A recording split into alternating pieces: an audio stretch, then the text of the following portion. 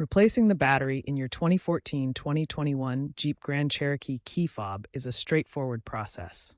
These models use a CR2032 3-volt lithium coin cell battery. You'll need a small flathead screwdriver or plastic pry tool to open the fob. Begin by locating the small notch on the fob's seam. Gently pry it open, being careful not to scratch the plastic. Once open, remove the old battery, noting its orientation. Positive side usually faces up. Insert the new CR2032 battery with the correct polarity and snap the fob halves back together. Ensure the fob is properly aligned. Now test the functionality by locking and unlocking your doors. If it doesn't work, reprogramming might be required.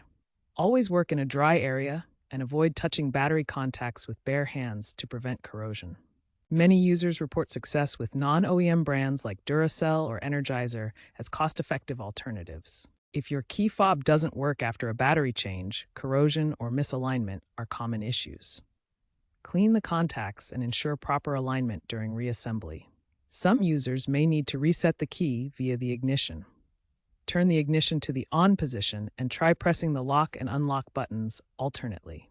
Reprogramming might be needed. Consider the Uconnect app or a visit to the dealership. While battery-operated fobs are standard for these models, the trend is moving towards integrated vehicle electronics and potentially battery-free solutions using NFC or Bluetooth Low Energy. Consider sustainable battery options if available.